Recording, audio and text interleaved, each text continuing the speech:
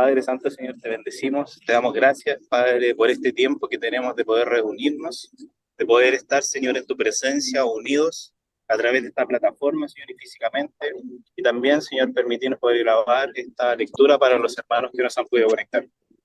Te pedimos, Padre, que seas tú, Señor, el que nos expone la palabra, Señor, el que nos da el entendimiento para, para poder comprender todas tus verdades, Señor, que nos quieres transmitir hoy.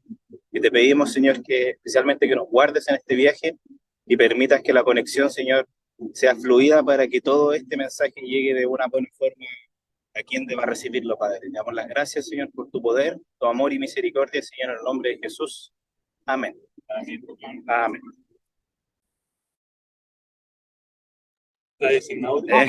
Perdón. Vamos a leer Ezequiel 30, solamente Ezequiel 30, por la ocasión especial que tenemos. Así que dice: vino a mí palabra de Jehová diciendo, hijo de hombre, profetiza y di, así ha dicho Jehová el Señor, lamentad, ay de aquel día, porque cerca está el día de Jehová, es día de nublado, día de castigo de las naciones será, y vendrá espada a Egipto, y habrá miedo en Etiopía, cuando caigan heridos en Egipto, y tomarán sus riquezas y serán destruidos sus fundamentos. Etiopía,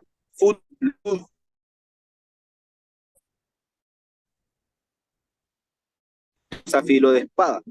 Así ha dicho Jehová.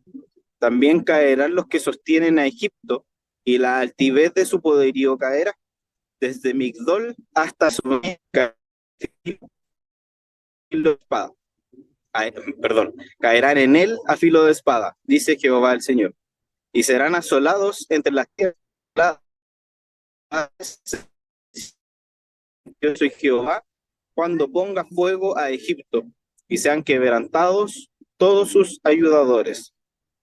En aquel tiempo saldrán mensajeros de delante de mí para espantar a Etiopía, la confiada, y tendrán espanto como en el día de Egipto, porque he aquí viene.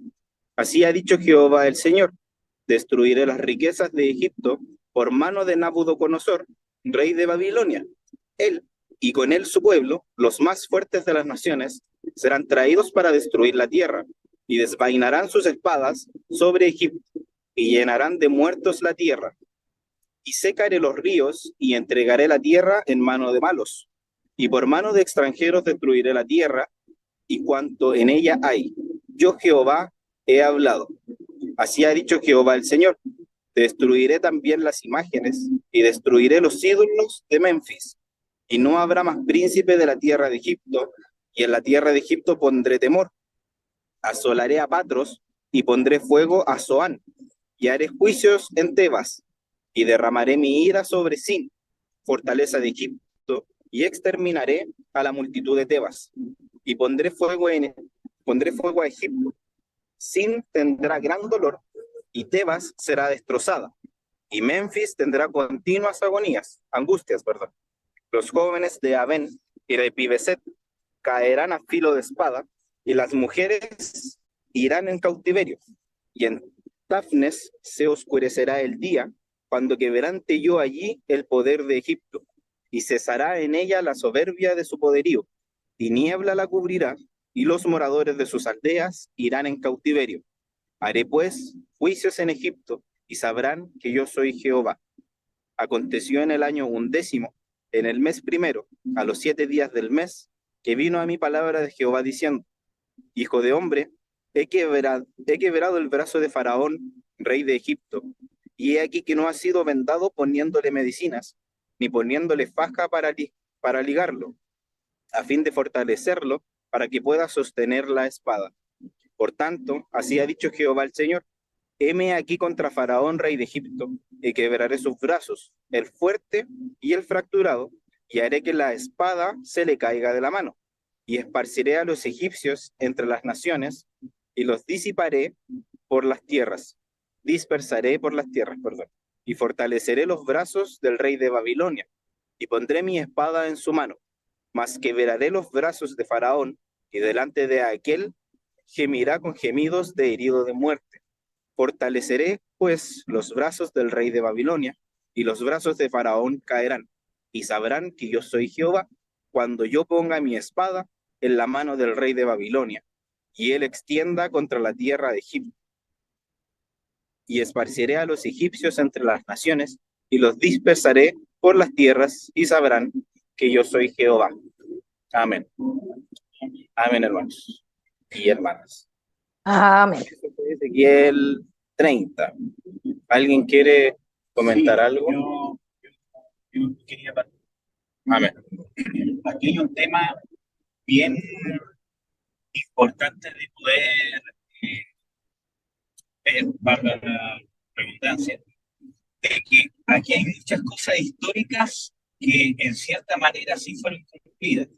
Y para entender bien este pasaje hay que entender de que, ¿cómo se llama? En la deportación, ¿cierto? Donde también estaba, ¿cómo se llama? Jeremías, ¿cierto? Eh, los que habían en Judá, después de la primera ¿cómo se llama? Deportación, ellos se empezaron a ir a Egipto porque querían encontrar ayuda en Egipto y querían encontrar, ¿cómo se llama?, el refugio. Bíblico donde habla que, cierto, el profeta está con cierto un grupo de personas que prácticamente se lo lleva a él, ¿cómo se llama?, casi por la fuerza al profeta, ¿cierto? Y él les dice, no vayamos a Egipto, sino que como Dios ha dicho, ir ¿cómo se llama?, a Babilonia, ¿cómo se llama?, a hacer casas, etcétera, etcétera. Entonces, por eso que es lanzada esa profecía mientras esa parte del pueblo está en cautiverio. Entonces, vemos aquí que esto es parte de la tribulación de Israel. ¿Por qué? Porque por causa del castigo que venía contra el pueblo de Israel, Dios castiga a Egipto, y por eso que dice, para que sepáis que yo pueblo en Egipto, lo cual era una forma en que no se oían a Jehová. Entonces, desde un punto de vista escasco, uno puede ver que probablemente, ¿cierto? Cuando el pueblo de Israel llegue el tiempo de la gran tribulación, todas las naciones que le dan apoyo van a caer, y Dios las va a hacer caer en manos de los que van a invadir o estén invadiendo el pueblo de Israel. No hay ninguna profecía que hable directamente de, ¿cómo se llama? O sea, no hay ninguna profecía que haga una versión que se pueda relacionar con el país, ¿cómo se llama?, Unidos. Por lo tanto, se cree que probablemente Estados Unidos empiece a decaer a tal punto que ya no tenga un papel protagónico en el mundo antes que se dé todo esto de, ¿cómo se llama?, la gran tribulación. Entonces, desde ese punto de vista, hay que entender el panorama histórico, por qué viene este juicio contra ¿cómo se llama?, Egipto, ¿cierto? Y también entender de que, aunque Dios habla de la ira, ¿cierto?, es ira en contra del pueblo de Egipto, porque el pueblo de Israel se estaba amparando, poniendo su esperanza en él, en vez de convertirse a Jehová. Eso. Amén. Hermana Gloria, ¿te quieres compartir algo? No, ya. Me quedó muy claro. Amén.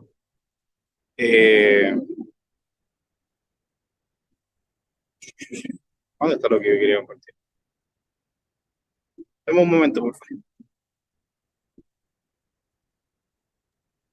Pero no es no es más o menos, perdón, permiso, me puse a hablar antes de, pero más o Dígame. menos lo que está pasando ahora con eh, con las guerras allá en Israel. Israel, sí, es como que mucha parte de lo que leyó Franco es lo que está pasando.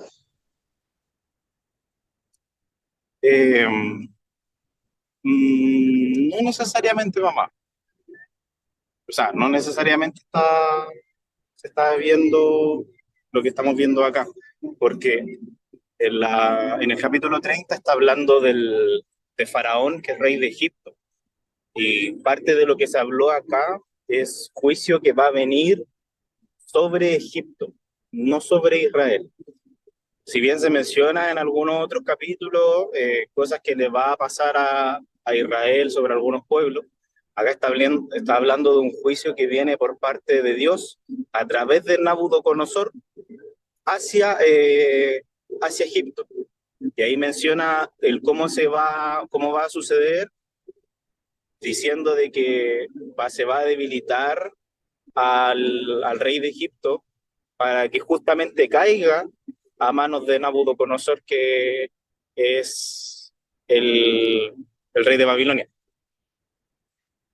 Pero como menciona el hermano Eduardo, hay hartas cosas que tienen que ver con escatología, que si bien son el último, o sea, el estudio del último tiempo, pero no está hablando directamente de Israel, sino que menciona lo que decía el hermano, es que Israel siempre ha buscado, o en el tiempo que nosotros estábamos viendo, siempre ha intentado volver a lo que tenía en Egipto.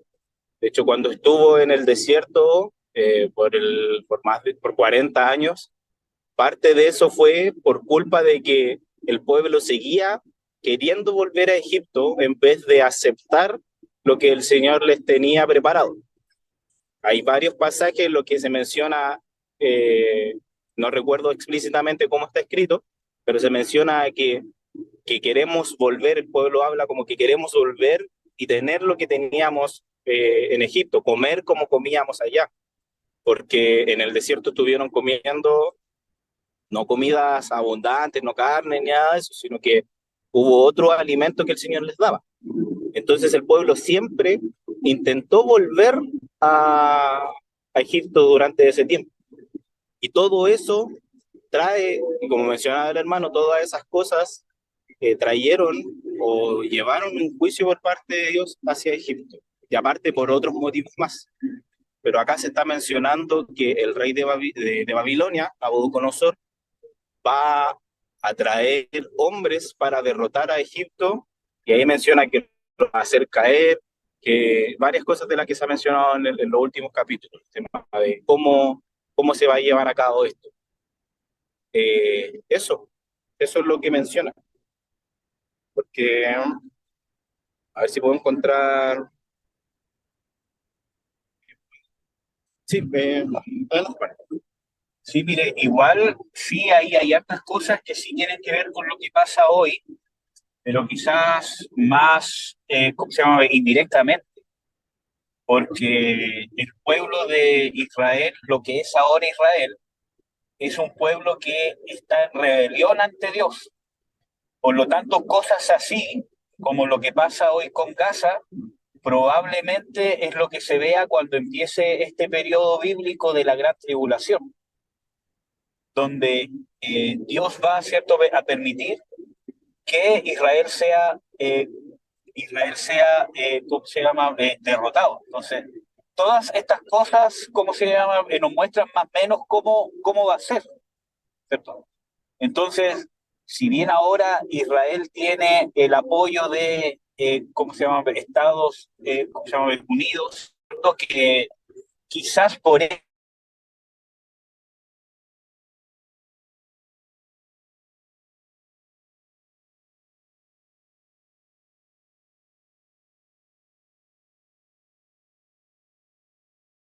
prácticamente destruyan al pueblo de Israel. Entonces, es muy probable de que pase algo así cuando empiece este periodo de la gran tribulación, que va a tener como antesala la manifestación del anticristo, ¿cierto?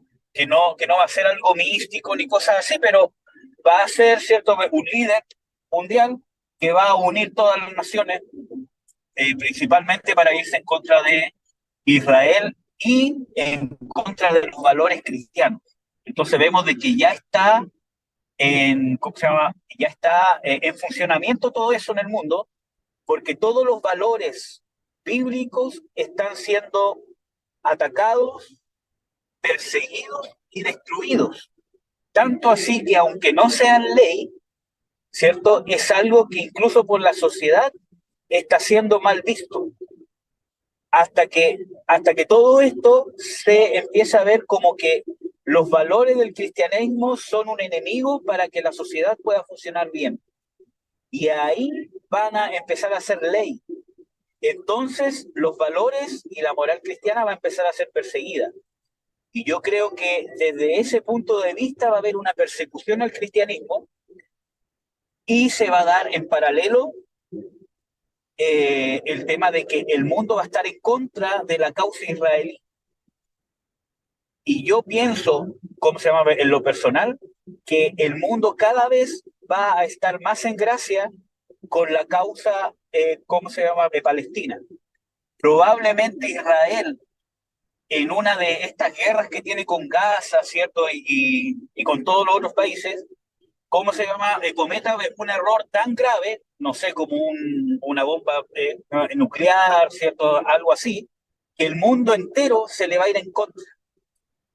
Y esa va a ser la excusa para validar en la, ¿cómo se llama?, opinión pública una invasión y una toma del pueblo de Israel. Entonces, ¿cómo se llama? Es muy probable que pase. Entonces, cosas como estas son las que pueden pasar.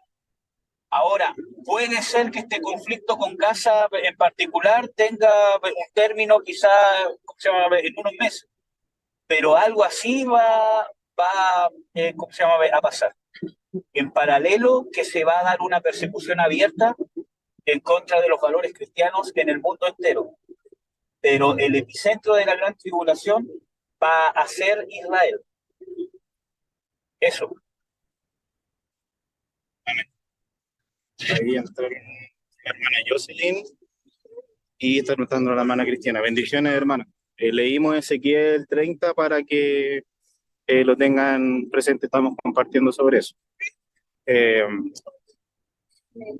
Otra de las cosas que yo quería mencionar, como agregando al tema de lo que dice el hermano Eduardo, es que acá, por ejemplo, vemos Nabucodonosor no era una persona cristiana, pero aún así el Señor le estaba dando gracia, de cierta forma, no sé si es la palabra correcta, hermano, para decir.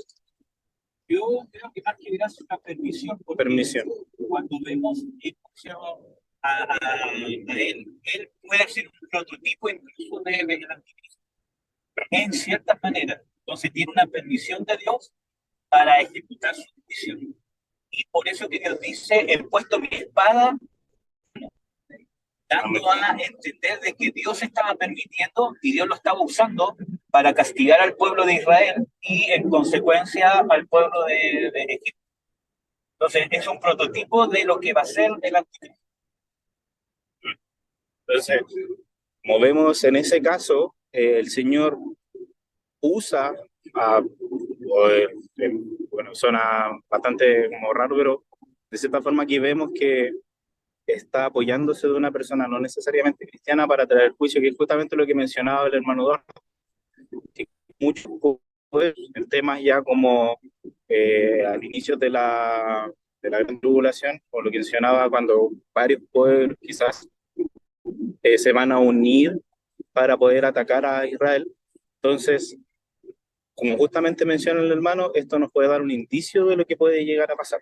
Y lo que se menciona acá y lo que estamos viendo hoy también pueden ser indicios. O sea, se puede ver que no necesariamente un cristiano va a castigar a Israel, sino que puede ser una persona que esté siendo llevada por Dios a hacerlo, permitiéndole hacer lo que deba hacer.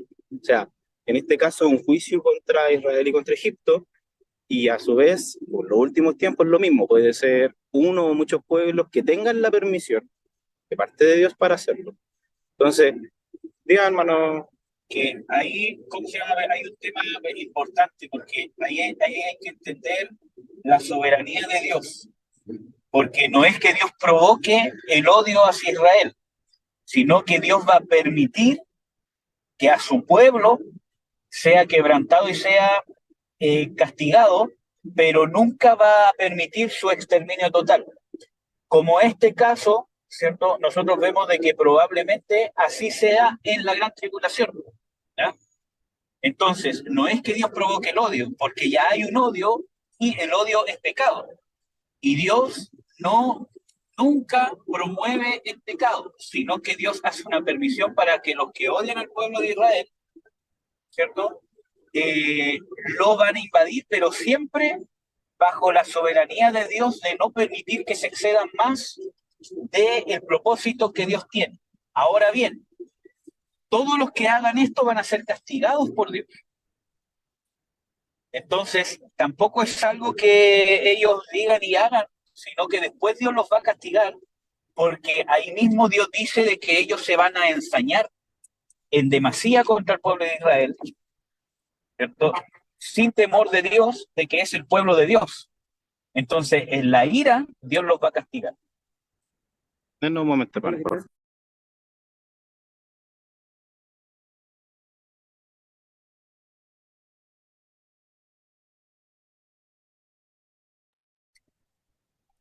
Eh, bueno, ahí se puede ver, o sea, lo que decía el hermano Eduardo, justamente que se puede ver de cierta forma ahora con el evento con la guerra que está pasando.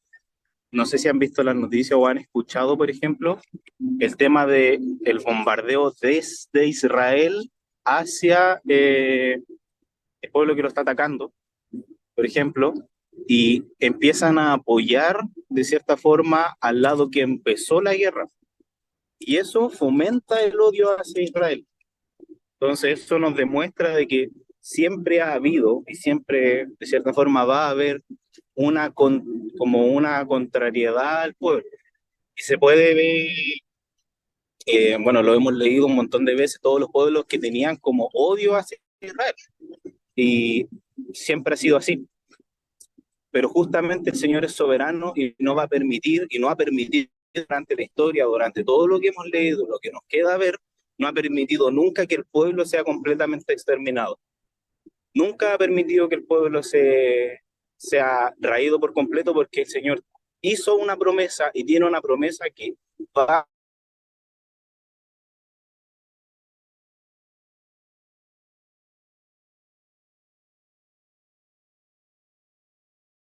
de Dios, es más que cualquier persona, que cualquier hombre del mundo, y que solamente de hombres, sino que es todo.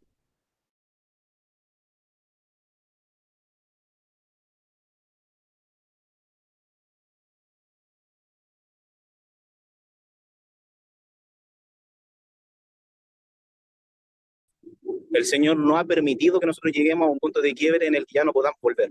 Siempre ha habido una prueba que nosotros podamos soportar, y eso está escrito. Es la misma idea. El Señor nunca nos va a dar una carga que nosotros no podamos llevar.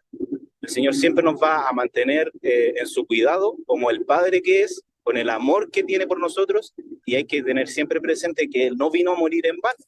Él murió por cada uno de nosotros, hizo su obra por cada uno de nosotros y no va a dejar que eso sea menor que otra cosa. Eso es el acto más grande de amor que nosotros tenemos para nuestras vidas, que hemos visto, y por eso mismo el Señor no va a permitir, por ejemplo, el exterminio completo de su pueblo. Todas, todas esas cosas las podemos ver e interpretar y bueno, hay que mantenerlas presentes siempre en los contextos y en lo que estamos leyendo. No podemos tomar cierto de la Biblia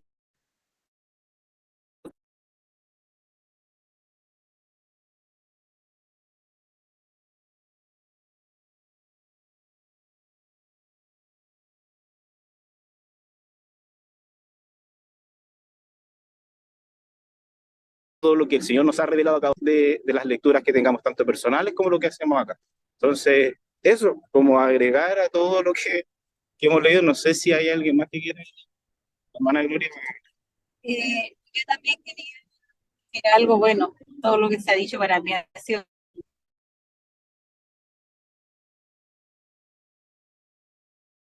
por ejemplo, la condición en que el pueblo estaba, como hablaba Eduardo y hablaba Franco, rebelde. porque no, no creyó a Dios, no le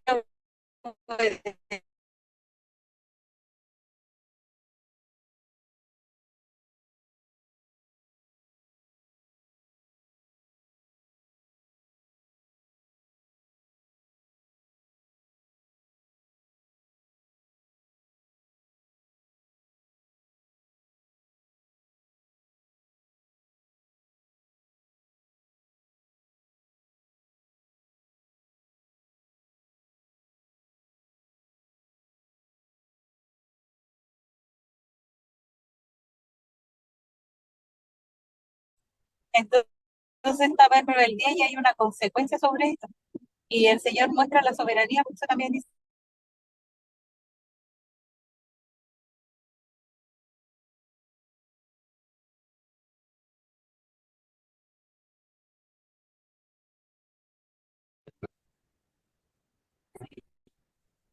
Ahí volvimos.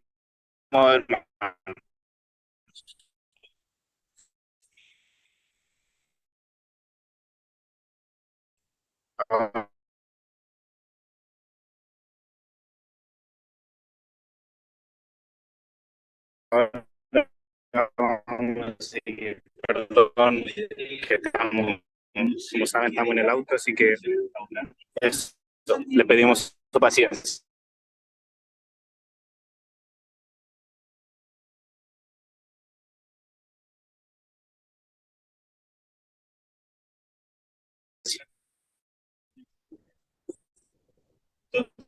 Desde mi punto de vista,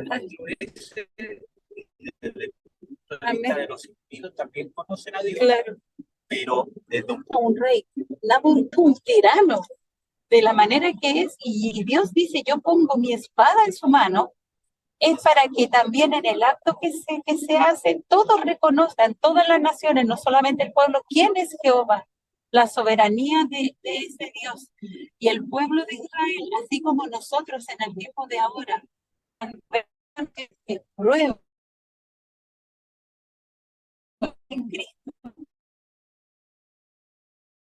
de que todo está en la mano del Señor, de que esto no es un castigo, no es que Dios no esté, no es avalador del pecado, no es avalador del odio, nada, sino que en esa soberanía nosotros descansemos y sepamos que Dios jamás, jamás nos va a exterminar o jamás va a desear el mal. Yo les deseo el bien. Yo soy el bien de vida, y lo dice Él. Entonces, para no temer, para no estar en esa condición, estaba el pueblo cuando Dios hizo juicio. Había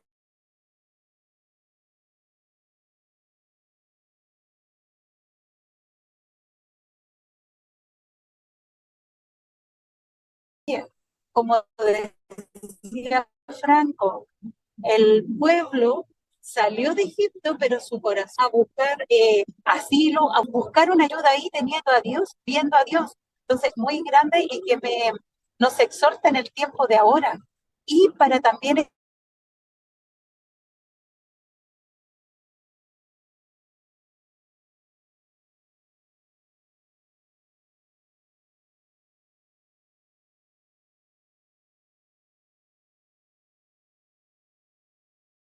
estar atento a las señales que nos está preparando para que el miedo, ¿no? La desesperación, buscaron alianza en Egipto en vez de confiar y creer.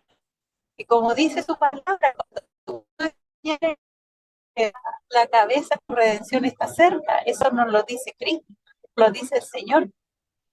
Entonces, para prepararnos, para estar atentos a las señales, no solamente lo que en el mundo, sino que señales también de cómo nos afecta a nosotros. Que estas señales, ¿cómo nos va a afectar? ¿Qué es lo que vamos a hacer? Imagínense con lo que está pasando con Israel en estos momentos, con Gaza, con Hamas y con Gaza. ¿Cómo se está moviendo el pueblo? ¿Qué es lo que está ocurriendo? ¿Estamos entendiendo las señales? estamos nosotros luchando ahora, perseverando, afirmándonos, buscando más a Dios y creyendo, porque el Señor dice todas esas cosas que ya les he dicho es para que cuando sucedan, crean que yo las dije, crean, afirmen su fe en ella. Entonces para mí son esas cosas, la soberanía del Señor que para nosotros es de gozo porque es señal que el tiempo se acerca, se está acercando. Es de gozo, pero ¿cómo tenemos que estar? Lo que hemos visto en los estudios, perseverando, luchando en perseverar y estar firmes en él.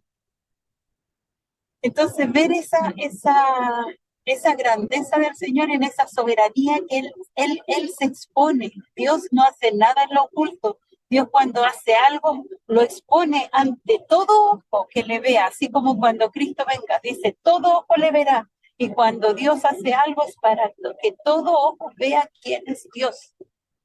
Porque así también da señal de que los otros dioses son falsos, que Él es el único Dios soberano que toma, su soberanía toma a quien, su voluntad es tan grande que toma a quien sea. Y es para que el miedo, como pasó con Elías, no sea lazo en nosotros y como Elías pensemos cuando empiecen estas señales, porque esto ya es parte, es algo que como decía Eduardo y Franco, es para que tengamos como lo que ha de venir y quizás cuanto más. Cosa que cuando llegue no corramos como Elías a escondernos. No corramos a escondernos, sino que todo lo contrario. Y no pensemos que estamos solos. De que, oh, por Dios, estamos solos, no hay nadie más, porque Dios dice siempre yo me guardo un remanente. Y si nos ponemos a pensar en la Biblia, cada vez que la iglesia es perseguida, es tratada de perseguida para muerte, es cuando más la iglesia crece. Es igual que el pueblo de Israel, cuando más lo aprisionaba, más se multiplicaba y se fortalecía. Porque cuando ellos estaban en Egipto siendo esclavizados en la condición en que estaban, el pueblo era, sea como sea, robusto, era fuerte y se multiplicó igual, a tal punto que les tenían miedo, de que al multiplicarse tenían miedo de que ellos fueran más que, y sabían que eran más que los egipcios al final. Entonces, para que tengamos bien claro todas las cosas y tengamos que el miedo no nos aceche, la incertidumbre y todo lo que habla el mundo no sea causa en nosotros de desesperanza, de incertidumbre, de caos y de incredulidad. De incredulidad, amado. Tenemos que luchar contra eso porque eso es una de las cosas que el anticristo lo que más quiere, tomar su lugar en nuestros corazones y en nuestros pensamientos. ¿Y cómo lo hace? Por la incredulidad. Porque la palabra del Señor dice, yo he vencido al mundo, y cómo nosotros vencemos al mundo por la fe en Cristo, que nos dio Él. Sí que también es un llamado a estar atento, a ver las condiciones que estaba el pueblo, a la grandeza del Señor, porque al final hay un juicio para su pueblo, hay una prueba, hay una tribulación, hay una gran tribulación, todo, pero Él está. Él, cuando estemos en las tribulaciones y en la gran tribulación, si es que lo pasamos y no sé lo que decida el Señor, pero cuando estemos ahí sepamos que todo está en control del Señor, que Él está con nosotros, que pasemos lo que pasemos y en la condición en que estamos, el Señor es soberano y hay retribución. Hay retribución. O sea, todo lo que pasemos por amor a Cristo,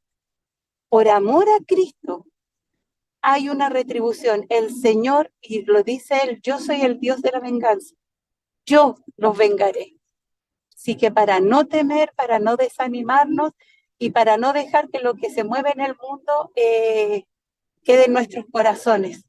Así que en cada prueba, amadas, levantémonos y afirmémonos en el Señor, que el Señor está vivo. Nosotros predicamos a un Cristo resucitado, vivo, presente y es Dios sobre todos los dioses. Y su soberanía es es eterno y su amor es eterno. Yo les vuelvo a compartir con ustedes. El Señor dice, yo con amor eterno los he amado, por lo que prolongué mi misericordia. Así que les amo mucho, un abrazo. Amén, hermanas. Hermana Cristina, creo que Delante no me alcanzó a escuchar. Leímos Ezequiel 30 para que lo sepan. Estábamos compartiendo sobre eso. No sé si quieren compartir algo más ustedes o alguna duda para poder verla. ¿No? Bueno, yo comentar para finalizar entonces el tema de que, como decía justamente la hermana Gloria, el Señor repite por lo menos unas 3 veces, no recuerdo cuántas, solamente en este capítulo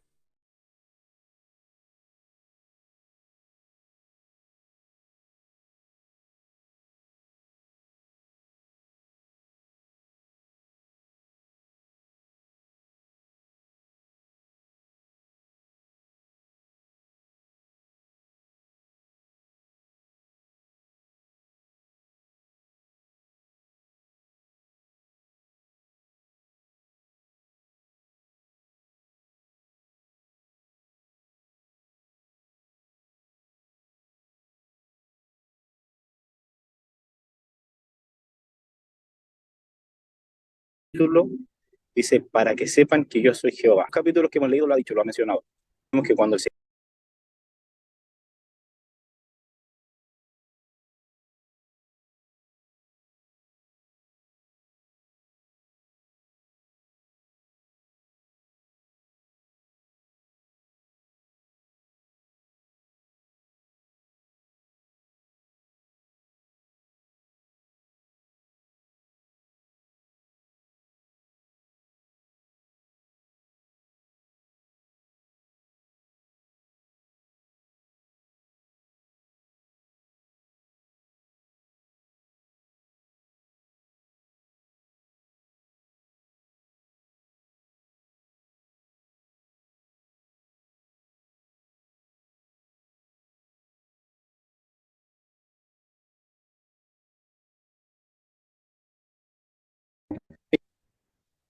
ahí justo entramos. Bueno, eso, para terminar rapidito, para que no se nos vaya la señal de nuevo, es darle importancia a lo que el Señor quiere que le demos importancia. Eh, ¿Cómo se llama esto? Como demuestra ver la soberanía que tiene Él y lo que Él quiere mostrarle al mundo y a nosotros mismos. Él es nuestro único Dios y siempre ha estado y va a estar con nosotros, cuidándonos como Padre y con el amor que nos tiene. Sí, Cortito. Amado, también aunque el mundo crea, porque hay algo muy grande, de que el mundo puede creer de que está exterminando al pueblo de Dios, que está exterminando todo lo que es de Dios, la iglesia, tal como decía Eduardo, los valores, todo lo de Dios. Pero aquí nos muestra que no hay nadie que pueda hacer eso, no hay nadie, porque el Dios de Israel es él, del Dios, quien gobierna la iglesia es Cristo. Así que cuando el mundo crea que está contra nosotros y nos está persiguiendo como lo hizo con Cristo en la cruz, es cuando Él está con nosotros y se muestra la grandeza y la victoria del Señor en esas tribulaciones. Porque no hay nadie que pueda contra la iglesia, porque Dios está con nosotros. Ni ninguna tribulación es contra nosotros porque Dios nos está sustentando. Y esa tribulación es para prueba para nosotros. Esa es algo muy lindo porque el mundo va a creer que nos está dando, que nos está exterminando y no va a ser así. Todo lo contrario, ahí se va a manifestar la gloria del Señor en cada uno de nosotros. La grandeza y la soberanía de Dios como Cristo lo hizo en la cruz, cuando todo el mundo, hasta Satanás,